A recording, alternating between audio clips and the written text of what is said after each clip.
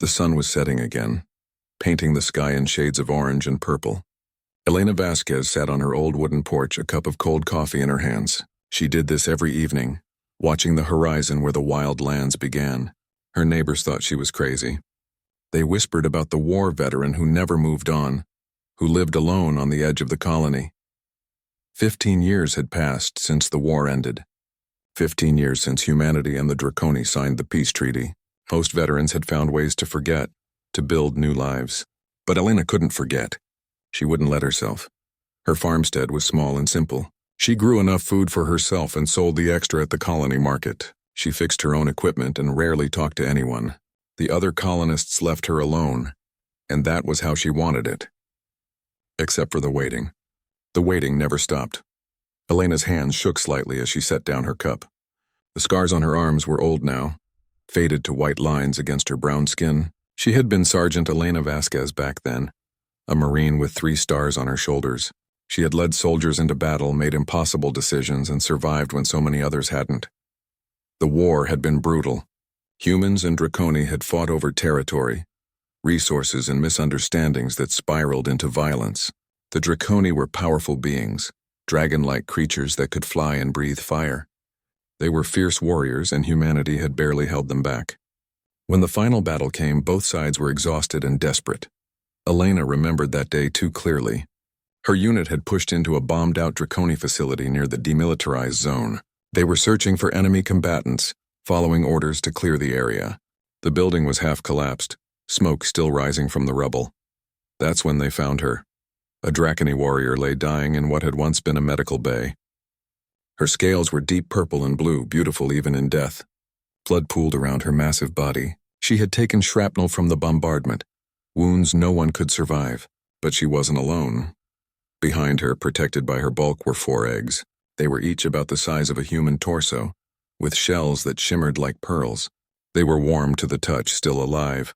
Elena's commanding officer had been clear. Eliminate all hostiles. No exceptions. But when Elena approached, the dying Draconi's eyes opened. They were golden, filled with pain, but also something else. Desperation, love. The creature tried to speak, but the sounds meant nothing to Elena's ears. Then the damaged communication unit on Elena's belt crackled to life.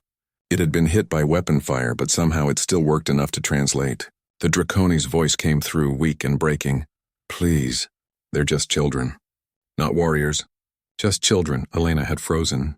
Her rifle was pointed at the eggs. Her finger was on the trigger. Behind her, her unit waited for her command. This was war. These eggs would hatch into more Draconi warriors. It was logical to destroy them, but Elena looked into those golden eyes and saw a mother protecting her babies. They haven't done anything wrong, the Draconi whispered through the translator. Please, I'm begging you. Human with stars on your shoulders. I can smell your sorrow. You understand loss, please. Elena made a choice that haunted her ever since. She lied to her unit. She told them the eggs were already dead, cold and broken. She ordered them to move out to clear the rest of the facility. When they were gone, she found an intact storage room and hid the 4 eggs there, covering them with thermal blankets to keep them warm. She meant to come back. She swore to the dying Draconi that she would return, that she would find a way to save them. The Draconi mother had smiled then, a strange expression on her dragon face. You smell of smoke and kindness. My children will remember. If they live, they will find you. They will know the human who showed mercy. Those were her last words. Elena left her there and rejoined her unit. 3 hours later, the entire facility was destroyed in the final bombardment. The war ended that night, when both sides agreed to stop the killing. Elena received a medal for her actions that day. She was called a hero. She felt like a murderer. She never told anyone what she had done. She never explained about the eggs or the promise she broke. She accepted her discharge from the military and took the first transport to this remote colony.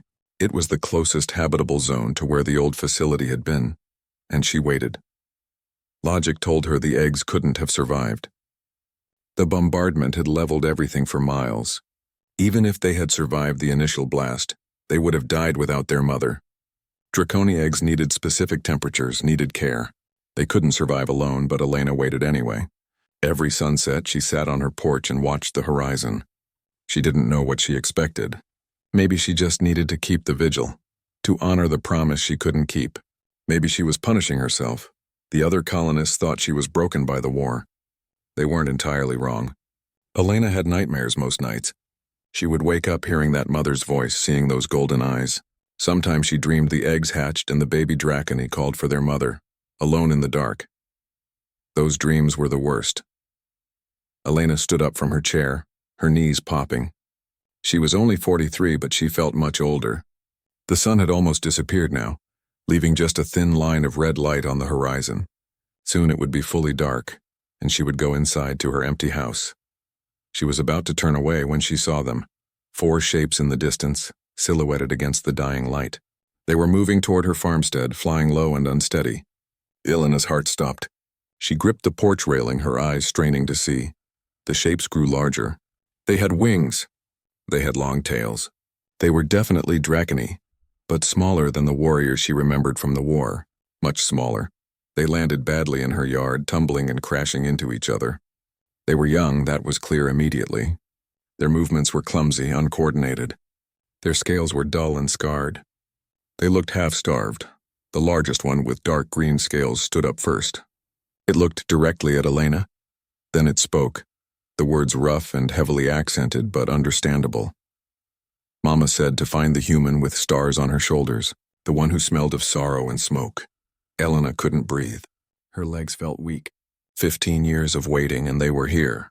They were alive. The young Dracony continued, its voice trembling. Mama's sorry we're late. Elena's coffee cup fell from her hand and shattered on the porch. She didn't notice. She was staring at the 4 young dragons in her yard, and all she could think was, I didn't fail. They survived. They're here, everything was about to change. Elena's mind was racing, but her body had gone still. She stared at the 4 young Dracony standing in her yard. They looked back at her with eyes that ranged from hopeful to fearful to suspicious. The largest one, the green-scaled one who had spoken, kept his head high but his wings trembled. You are Elena Vasquez? He asked, the words careful and slow. Elena found her voice. Yes, how did you survive? The green Dracony looked at the others, then back at Elena. May we sit? We have traveled far. We are very tired. Elena nodded quickly and gestured to the yard. Of course, please, I'll bring water. She went inside on shaking legs, her mind trying to process what was happening. They were real. They were here. After 15 years of guilt and waiting, the eggs she had tried to save had actually survived. She filled a large bucket with water and carried it outside. The 4 Dracony had settled on the grass. Now that Elena could see them better, she noticed how thin they were. Their ribs showed through their scales. Their wings had tears and patches. The smallest one, with silver scales, was curled against the green one's side. Elena set down the water bucket. All 4 of them drank deeply, their long tongues lapping up the water. When they finished, the green one spoke again. I am Kyrax. This is Sylth, Voran, and Mira. He pointed to each of his siblings in turn. Sylth had bronze scales and intelligent yellow eyes. Voran was red-scaled but smaller than the others, and one of his wings hung at an odd angle. Little Mira, the silver one, watched Elena with wide, curious eyes. How did you know who I was? Elena asked softly. How did you know to find me? Kyrax settled his wings against his back. Our mother gave us her memories before she died. It is a Dracony gift passed when we are still in the egg. We received her last thoughts, her final wishes. We saw you through her eyes. Elena felt tears burning in her eyes. She died before I could come back. I tried. I wanted to save you. We know. Sylth spoke up, his voice quieter than Kyrax's. We felt her memories. We saw you hide us. We saw you cover us with the warm cloth. We heard you promise to return. The bombs came, Kyrax continued. They destroyed everything. But the room where you hid us was deep underground. The walls collapsed but did not crush our eggs. There was a thermal vent nearby, keeping us warm. Our mother's body fell in a way that shielded us from the worst of the damage. Elena sat down on the porch steps, her legs unable to hold her anymore. How long were you there? We hatched 3 years after the war ended, Voran said, speaking for the first time. His voice was softer, gentler than his brother's. We were alone in the dark. But we had Mama's memories. We knew what to do. We ate the emergency rations stored in the facility, Sylth explained. We learned to hunt small creatures that lived in the ruins. We taught ourselves to fly by watching Mama's memories. It was hard. We made many mistakes. Mira finally spoke, her voice young and sweet. Voran fell and hurt his wing. It never healed right. He can't fly far now. Elena looked at Voran's damaged wing and felt a surge of guilt. If she had been able to save them properly, if she had come back, he would have had medical care. Why did it take so long to find me? Elena asked. Karax lowered his head. We were afraid. Mama's memories showed us the war. She showed us how humans and Draconi killed each other. We saw fire and death and pain. We were just children. We hid in the ruins for years, too scared to leave. But we also saw you, Sylph added. We saw your kindness. We saw you cry for Mama. We knew that not all humans were enemies. Still, we were afraid, Karax admitted. We stayed in the ruins, living like animals. But as we grew, we realized we needed more. We couldn't survive alone forever. Voran needed medicine. We needed proper food. And Mama had told us to find you. She said you would understand, Mira said softly. She said you tried to save us. She wanted us to know that mercy exists. Elena wiped her eyes. I've waited 15 years. I came to this colony because it was close to where you were. I watched for you every day. The four young Draconi looked at each other in surprise. You waited for us? Voran asked. I didn't know if you had survived, Elena admitted. Logic said you couldn't have. But I hoped. I needed to believe that something good had come from that terrible day. Karax moved closer, his massive head now level with Elena's. We are outcasts among our people. The Draconi who survived the war have rebuilt their society, but we are strange to them. We grew up alone with only a human's kindness in our memories. They say we are tainted, and humans fear us, Sylph added. We are dragons. We are the enemy. When we tried to approach settlements, they shot at us. We learned to stay hidden. Elena understood. The war had ended, but the hatred hadn't. Both sides still feared and distrusted each other. These four young Draconi fell between two worlds belonging to neither. What do you want? Elena asked gently. Why come to me now? Karax met her eyes. His golden gaze was so much like his mother's. Mama said you were kind. She said you understood that children are not soldiers. We want what Mama wanted for us. We want a chance to live without fear. We want a home. Elena felt something break open inside her chest. For 15 years she had carried the weight of her failure. She had believed she had killed these children through her inability to save them. But they were here. They were alive. And they needed her. She stood up, her decision made in an instant. Then you'll stay here. With me? All four Draconi stared at her. You would shelter us? Sylph asked, disbelief in his voice. Your mother trusted me, Elena said firmly. She gave me a gift when she asked me to help you. I failed the first time. I won't fail again. Mira made a small happy sound and her tail swished, but Karax looked worried. The humans here will not accept us. We are Draconi. We are the enemy. Elena smiled for the first time in what felt like years. Let me worry about that. I'm a veteran with 3 medals and a respected place in this colony. If I say you're under my protection, that means something. But your laws, Voran said softly. Won't there be trouble? Probably, Elena admitted. But I've been looking for a reason to care about something again. You four just gave me one. She looked at each of them in turn. 4 young dragons, scarred and scared, who had survived against impossible odds. They had traveled across dangerous territory to find one human who had shown their dying mother a moment of mercy. Welcome home, Elena said quietly.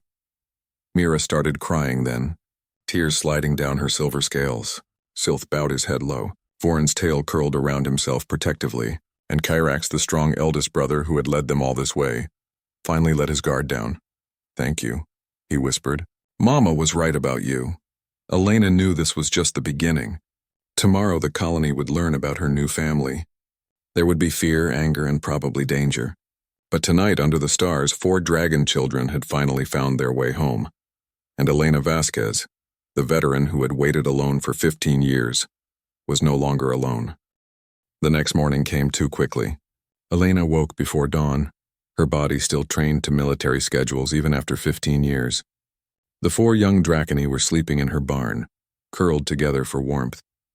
She had given them all the blankets she owned and left the barn door open so they wouldn't feel trapped. She made breakfast for 6 instead of 1. Eggs, bread, and the dried meat she had been saving. She didn't know what dragons ate, but figured they would tell her if the food was wrong. When she brought the food to the barn, All four were awake. Mira's eyes went wide at the sight of real cooked food. They ate carefully at first, testing the strange human meal. Then they devoured everything, their hunger winning over caution. "We need to go into town today," Elena said as they finished eating. "I need to register you with the Colony Council. Make everything legal." Karax's head snapped up. "Is that safe?" "It's necessary," Elena replied. "If we hide, people will be more afraid. We need to be honest and direct." The ride into the colony center was tense. Elena had an old hover truck that barely fit all five of them.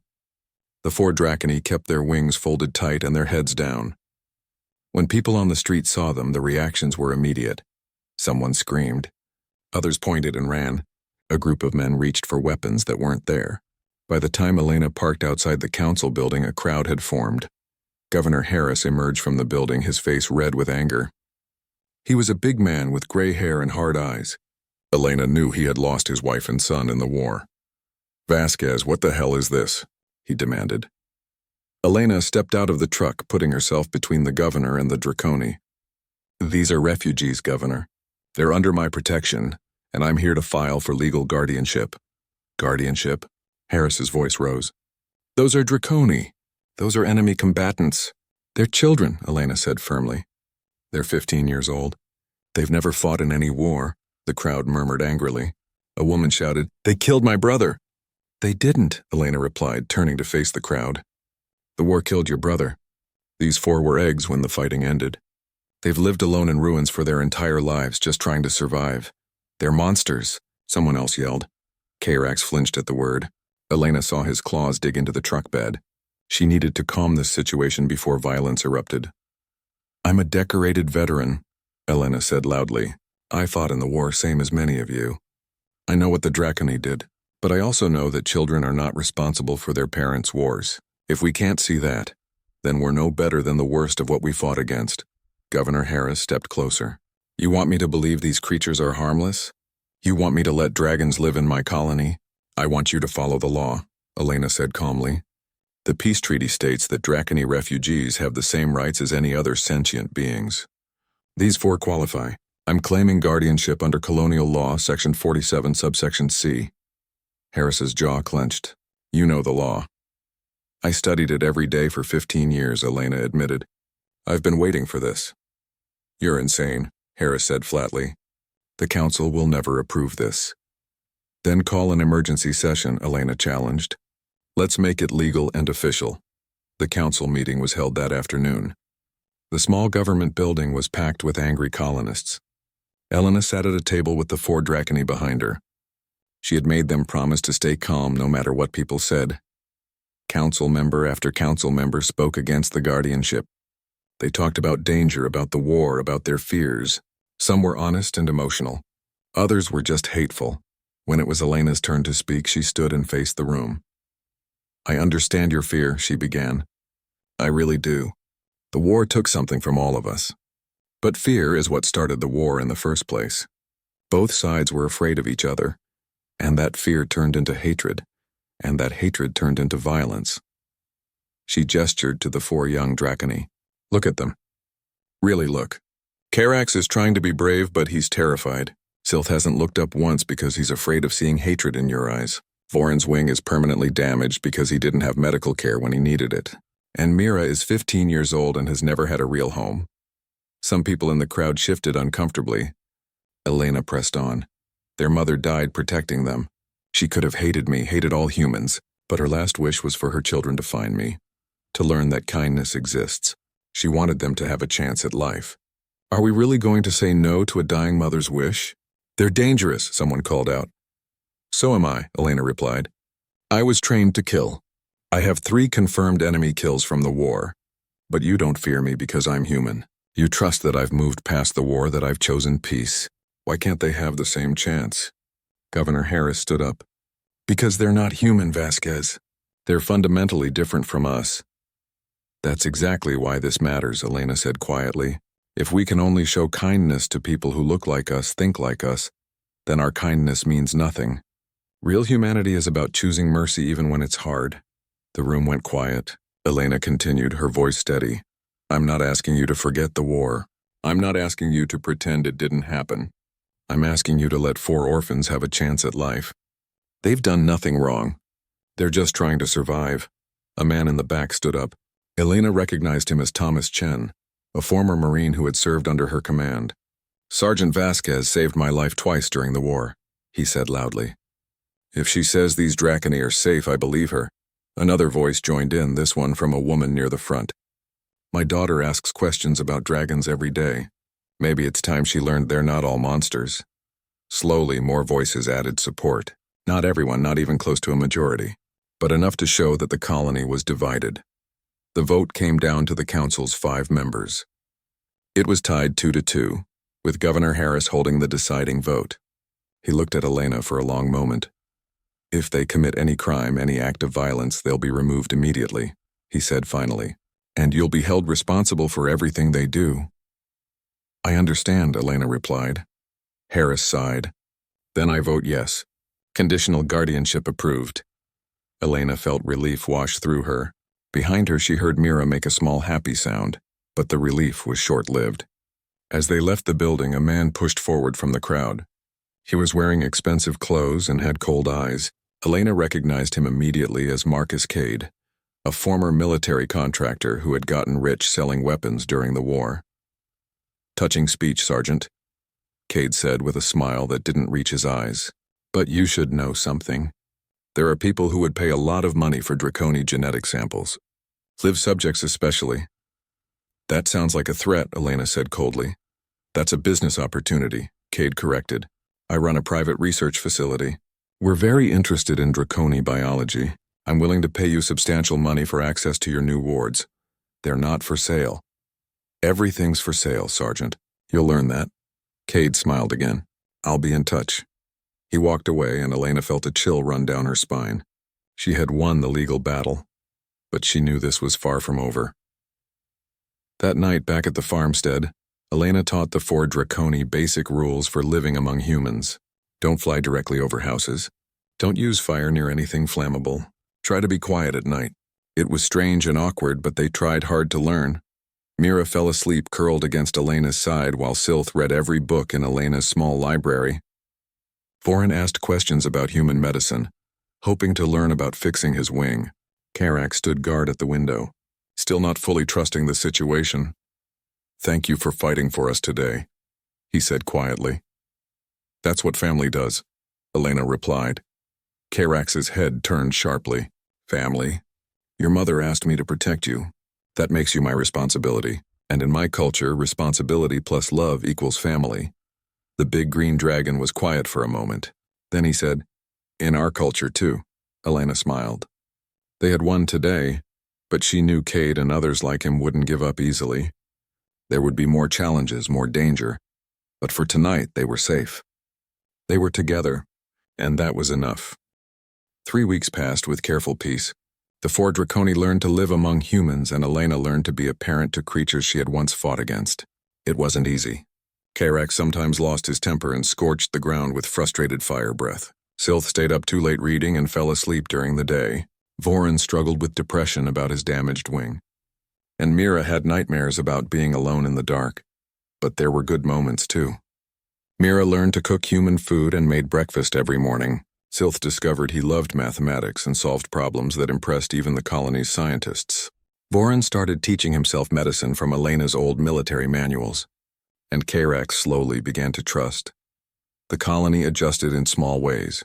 Some people remained hostile, crossing the street when they saw the Draconi coming, but others grew curious. A few children waved at Mira. Thomas Chen visited regularly, bringing supplies and news from town. Then Marcus Cade made his move. It happened at night. Elena woke to the sound of engines and harsh lights flooding her farmstead. She grabbed her old service pistol and rushed outside to find 6 armored vehicles surrounding her property. Armed mercenaries in tactical gear were taking positions around the barn. Cade stood in the center, wearing body armor and holding a neural disruptor. "Good evening, Sergeant. I did warn you I'd be back." "You're on my property illegally," Elena said, keeping her voice steady despite her racing heart. "I have a warrant." Cade held up a document, signed by the colonial magistrate. "These Draconi are classified as biological hazards pending proper health screening. I'm authorized to take them into protective custody." That's fake, Elena said immediately. Governor Harris would never authorize this. Governor Harris is asleep, and by the time he wakes up, my specimens will be safely secured in my research facility. Cade smiled. This is business, Sergeant. Nothing personal. The barn door burst open and Karax emerged, fire glowing in his throat. We're not going anywhere. The mercenaries raised their weapons. Elena's blood ran cold. She stepped between the mercenaries and Karax, spreading her arms wide. Stand down, she ordered, using her old command voice. All of you. Move aside, Vasquez, Cade said, or you'll be charged with obstruction. Come get me then, Elena replied. What happened next seemed to unfold in slow motion. Cade nodded to his men. 3 mercenaries moved forward to grab Elena. Karax roared and lunged to protect her. The other mercenaries opened fire with neural disruptors. Then the night exploded with unexpected reinforcements. Thomas Chen came over the hill in his truck, headlights blazing, with a dozen other colonists armed with hunting rifles and farming tools. Governor Harris's daughter Sarah was there too, broadcasting everything live on the colony's communication network. This is an illegal raid, Thomas shouted. Everybody's watching now, Cade. More colonists arrived, surrounding the mercenaries. Maria Santos, who ran the colony's school, stood with her arms crossed. Those children are under legal guardianship. You're breaking the law. Old Jackson from the supply depot pointed his rifle at Cade. I didn't survive the war just to watch scum like you hurt kids. Cade's confidence faltered. His operation depended on secrecy and speed. With dozens of witnesses and live footage going colony-wide, he couldn't simply take what he wanted. This isn't over, he snarled. Yes, it is. Governor Harris's voice cut through the tension. He walked up the path with 6 colonial security officers. Marcus Cade, you're under arrest for armed trespassing, forging legal documents, and attempted kidnapping. You can't prove any of that, Cade said, but he looked nervous now. Sarah's been recording everything for the past 10 minutes, Harris said dryly. The entire colony just watched you admit to forging a warrant. Take him. The security officers moved in. Cade's mercenaries, seeing the situation collapse, quickly surrendered. They weren't willing to start a firefight with half the colony watching. As the security team led Cade away, he looked back at Elena. There are others like me. Bigger organizations. They'll come for them eventually. Let them try, Elena said quietly. After the mercenaries were gone, the colonists remained. Elena looked at the people who had come to help. Many of them had been angry at the council meeting 3 weeks ago. Why did you come? She asked Thomas. He shrugged. You protected me during the war. Figured I owed you one. Plus, attacking kids in the middle of the night doesn't sit right, no matter what species they are. Maria Santos spoke up. My daughter came home from school yesterday and told me about how Mira helped a boy who fell and scraped his knee. She was gentle and kind. That's not a monster. Others nodded. Slowly, Elena began to understand. The Draconese presence had been abstract before, something to fear or debate, but over the past 3 weeks people had seen them as individuals. They had watched Mira's kindness, Sylth's curiosity, Voron's determination, and Kyrax's protective nature. The 4 young Draconi had earned their place through simple daily existence. Thank you, Elena said, her voice thick with emotion. All of you. Don't get mushy, Sergeant, Thomas grinned. We're not done yet, he was right. Over the next week, the community came together in unexpected ways. Jackson donated lumber to build a proper shelter for the Draconi. Maria helped Sylth set up a study schedule that challenged his brilliant mind. A retired doctor named Lou examined Voron's wing and said surgery might restore limited flight capability. But it was Sarah Harris, the governor's daughter, who made the biggest impact. She started a colony-wide educational program about Draconi culture and history. Working with Sylth to create presentations, she interviewed all 4 siblings about their experiences. When the broadcasts went out, people began to understand what the war had really been about. They heard about Draconi children who had lost parents just like human children had. They learned about cultural misunderstandings that had spiraled into violence. They saw 4 orphans who just wanted a home. Public opinion shifted. Not universally, but enough to matter. Then Sylth made a discovery that changed everything. He had been studying Draconi biology using Elena's old medical texts. One evening, he approached Elena with his findings. Our body chemistry produces a compound that can heal damaged neural tissue, he explained excitedly. It's in our saliva. If refined properly, it could help people with brain injuries or nerve damage. Are you sure? Elena asked. I ran the chemical analysis 3 times, Sylth said. This could help so many people. The colony has 12 residents with war-related nerve damage. We could heal them. Elena saw the opportunity immediately. Would you be willing to share this knowledge? Of course, Sylth looked surprised by the question. Why wouldn't we help? Because after how you've been treated, you would have every right to keep it secret. Carax, overhearing the conversation, walked over. Our mother taught us through her memories that strength should protect, not dominate. If we can help, we should. The next week, Dr. Liu and Sylth worked together to develop a treatment protocol. The first patient was a former soldier named David Martinez, who had lost feeling in his left arm due to nerve damage from Draconi fire during the war. When Mira carefully applied the treatment, her small claws gentle on his damaged arm, the entire colony held its breath. 3 days later, Martinez could move his fingers. A week after that, he had full mobility restored. Other patients followed. One by one, the wounded were healed. Each success softened more hearts. Thomas Chen found Elena on her porch one evening. You know what you've done, right? Made enemies? Elena suggested. Made us better, Thomas corrected. This colony was dying slowly. We were holding on to our anger and fear, and it was poisoning us. Those 4 kids showed us we could be more than our worst moments. Elena looked toward the barn where the Draconi were playing some kind of flying game with Vorin running below, calling directions. They were laughing, truly happy for the first time since arriving. They saved me too, Elena admitted. I was just waiting to die out here, punishing myself for failing them. Now I have a reason to live. That's what families do, Thomas said, echoing Elena's earlier words. They save each other. That night, Elena gathered all 4 Draconi for what had become their evening ritual. They sat together, talked about the day, and made plans for tomorrow. It was ordinary and precious, Elena, Mira said softly. May we call you Mama? Not to replace our birth mother, but because you chose us like she did. Elena felt tears on her cheeks. Yes, I would be honored. Carax bowed his head. Then we are truly family. But even in this moment of peace, Elena knew challenges remained. Cade was in jail, but his words haunted her. Bigger organizations would come. The fight wasn't over. Tomorrow would bring new struggles.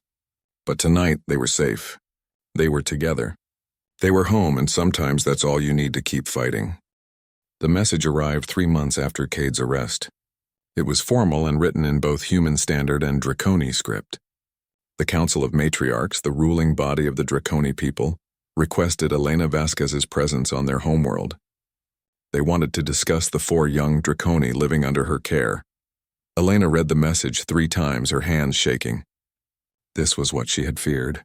The matriarchs had power, resources, and legal authority. If they decided to take the children, there was little Elena could do to stop them. Carax found her sitting on the porch, staring at the message display. What's wrong? Elena showed him the message. His scales darkened with worry. They're coming for us. Maybe not, Elena said, trying to sound confident. Maybe they just want to talk. The matriarchs don't just talk, Carax said bitterly. They judge. They decide. We are outcasts, Elena. We grew up alone, raised by a dead mother's memories and a human's kindness. To them, we are corrupted. Sylth emerged from the barn, having overheard. We should run, hide. No, Elena said firmly. We face this head-on. I'll go to their homeworld. I'll speak for you. They might not let you return, Vorin said quietly. He had been listening from the barn doorway. Then they'll have to deal with a very angry colony of humans, Elena replied. You 4 have made friends here. People would fight for you. Mira wrapped her tail around Elena's leg. Don't go without us. We're family. We face things together. Elena looked at each of them in turn. They were scared, but they were also brave. She made her decision. Then we all go. Together. The journey to the Draconi homeworld took 2 weeks on a diplomatic transport. The matriarchs had sent a ship specifically for them, which Elena took as either a good sign or a very bad one. The ship's crew were Draconi warriors, scales gleaming with pride. They treated the 4 young ones with barely concealed disdain. Half-breeds, one warrior muttered in Draconi, not knowing that Elena's translator could pick it up, raised by humans like pets. Carax's fire flared, but Elena put a calming hand on his shoulder. Save your anger for when it matters, she whispered. The Draconi homeworld was beautiful. Mountains pierced purple skies, and cities of crystal and stone sprawled across valleys. Flying Draconi filled the air like schools of fish in the ocean. Elena felt very small and very human walking down the ship's ramp. The Council of Matriarchs met in an ancient cave system carved into a mountain. Elena and the 4 young Draconi were led through winding passages lit by bioluminescent fungi. Finally, they entered a massive chamber where 7 elderly Draconi waited, their scales dulled by age but their eyes sharp and intelligent. The eldest matriarch, her scales pure white, spoke first. "I am Ashara, first voice of the council.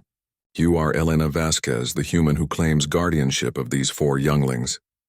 "I am," Elena said, keeping her voice respectful but strong. "And you 4?" Ashara's gaze swept over the young Draconi. "You are the orphans of Kalira who died in the last battle of the war."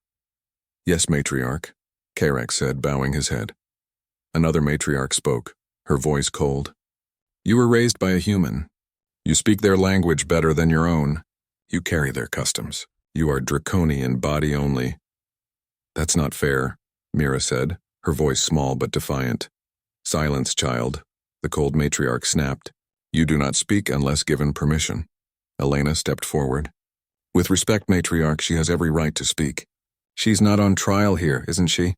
the cold matriarch challenged. 4 Draconi raised by humans, thinking like humans, acting like humans. They are an insult to their heritage. "They are survivors," Elena replied firmly. "They lived through something no child should experience. They taught themselves to survive in ruins, alone and afraid. That doesn't make them less Draconi. It makes them incredibly strong." A third matriarch with kind eyes spoke gently. "Tell us, human, why do you care for these children?" "What do you gain?" "I gain a family," Elena said simply. "I was alone. I was broken by the war. They gave me a reason to live again. But more than that, their mother asked me to protect them. I failed the first time. I won't fail again." "Their mother," Ashara said thoughtfully. "Kalira was a warrior of great honor." "Tell us, human, how did you meet her?" Elena told the story. She described finding the dying Draconi, the 4 eggs, the impossible choice. She told them about hiding the eggs, about the promise she made, about 15 years of waiting and guilt. She held nothing back. When she finished, the chamber was silent. Finally, Ashara spoke. "You disobeyed orders to show mercy to an enemy. Why?"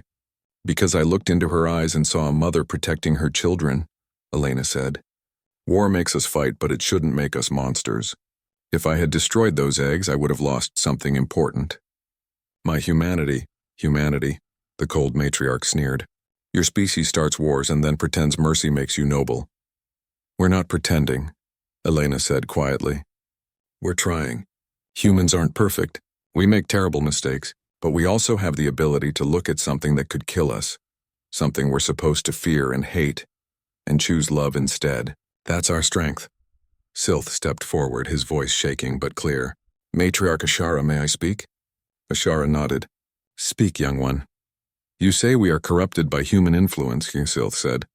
"But what we learned from Elena is not corruption. We learned mercy. We learned that strength is not just about power, but about choosing when to use it and when to hold back. We learned that family is chosen, not just born. These are not human concepts. They are Draconi concepts too." "Our mother believed in these things," Kairax added, also stepping forward. "We carry her memories. We know what she valued. She wanted us to bridge 2 worlds, not choose between them." Vorin spoke next, his voice soft. "I have a damaged wing. In the old Draconi way, I would be considered weak, useless. But Elena and the humans taught me that I have value beyond physical strength. They helped me find purpose in healing others. Is that corruption, or is that wisdom?" Finally, Mira spoke, tears in her eyes. "I was so scared for so long. Scared of the dark, scared of being alone, scared that we would never belong anywhere. Elena didn't just give us shelter. She gave us hope. She showed us that someone could look at us and see children worth protecting, not just threats to eliminate. That's not human or Draconi. That's just love." The matriarchs were silent for a long moment. Then Ashara spread her wings, a gesture of significance. In ancient times, before the wars, there was a Draconi concept, Ereketh. It means a guardian who transcends tribe and clan, who shows mercy in battle and builds bridges between enemies. It was believed to be myth. But perhaps, she fixed Elena with an intense stare, You carry great sorrow, human. You smell of smoke and old grief. But you also carry determination. You made a promise to a dying warrior and kept it for 15 years, even believing you had failed. You protected these children against your own kind. You taught them balance, the kind-eyed matriarch spoke. The younglings are right. They are not corrupted. They are whole. They carry both Dracony strength and human compassion. Perhaps that is what we need. The war left scars on both our peoples, another matriarch said. These four and their human guardian show us that healing is possible. The cold matriarch still looked skeptical. What happens when they must choose? When human and Draconi interests conflict? Then they'll choose what's right, Elena said confidently. That's what I'm teaching them. Not blind loyalty to one species or the other, but the ability to see clearly and act with wisdom. Ashara nodded slowly. Very well. We have made our decision. The four younglings will be recognized as full members of Dracony society, with all rights and privileges. But they will remain under your guardianship, Elena Vasquez, for you have proven yourself worthy. More than that, the kind-eyed matriarch said, we grant you honorary status as Dracony family. You are Ereketh, she who bridges. You are mother to these children in all ways that matter. Elena felt tears streaming down her face. Behind her she heard Mira sobbing with relief and joy. There is one more thing, Ashara said. We offer you resources. Medical care for Voron's wing. Educational opportunities for Sylth, training for Kyrax. Social programs for Mira. And for you, Elena, a position as cultural ambassador between our peoples. Your farmstead can become an official embassy, another matriarch explained. A place where humans and Dracony learn to understand each other. These four will be the first, but not the last, to bridge our worlds. Elena could barely speak. I accept. Thank you. No, Ashara said gently. Thank you. You showed us that the war does not have to define us forever. You showed us that peace is not just the absence of fighting, but the presence of understanding. The ceremony that followed was beautiful and complex. Elena didn't understand all the rituals, but she understood the meaning. She was being adopted by an entire species, recognized as family by beings she had once fought against. When it was over, Kyrax approached her with something in his claws. It was a crystal pendant carved with Dracony symbols. In our culture, you earn your true name from those you protect, he explained. We four have chosen your name together. Ashara Keth, Sylth said, his voice proud. She who keeps the flame. It means you held hope when it should have died, Voron explained. You kept your promise burning for 15 years. And you'll keep us safe forever.